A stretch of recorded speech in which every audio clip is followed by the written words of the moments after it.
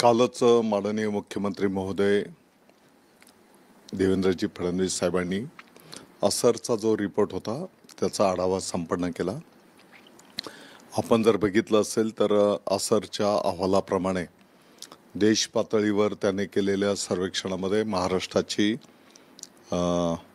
समाधानकारक प्रगती आहे। काही ठिकाणी उपस्थिती आणि वाचनच्या संदर्भातल्या काही ज्या अडचणी आहेत येणाऱ्या काळामध्ये त्या आम्ही दुरुस्त करू। आज नागपूर विभागाचा आढावा संपन्न होईल आणि टप्प्याटप्प्याने आपण संपूर्ण महाराष्ट्राचा आढावा त्या ठिकाणी घेतो आहोत। अनेक शिक्षक अनेक अधिकारी अतिशय त्याने चांगलं नाविन्यपूर्ण पण काम संपन्न केलेलं आहे। त्यांचं अभिनंदन करणं आणि त्यांची प्रेरणा इतरांनी पण घेणं। बऱ्याच ठिकाणी काही नाविन्यपूर्ण प्रयोग केलेले असतात आणि चांगल्या गोष्टी सर्वदूर महाराष्ट्रावर नेणं हा या दौऱ्याचा उद्देश असणार आहे। काही ठिकाणी कमतरता असेल तर ती दुरुस्त केली जाईल।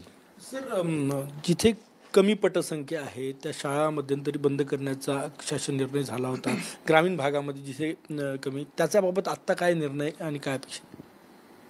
अद्यापपर्यंत असा कुठलाही निर्णय शासन पातळीवरनं झालेला नाही, परंतु काही ठिकाणावरनं पालकांच्या आणि शिक्षण तज्ज्ञांच्या सूचना आहेत की जिथे एकच विद्यार्थी आहे, एक शिक्षक आहे, काही ठिकाणी 2 विद्यार्थी आहेत, 3 शिक्षक आहेत।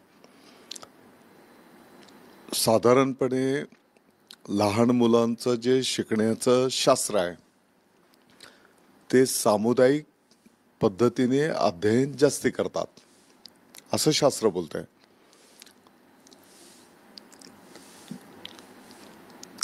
जास्ती विद्यार्थ्यांची संख्या जर एकत्रित असली तर त्या विद्यार्थ्यांची गुणवत्ता पण शिक्षणाची चांगली आहे आणि म्हणून त्याच्या जवळपास आपण काही सुविधा करून त्या विद्यार्थ्यांची व्यवस्था करू शकतो का, या संदर्भामध्ये एक समिती गठीत करण्यात आलेली आहे।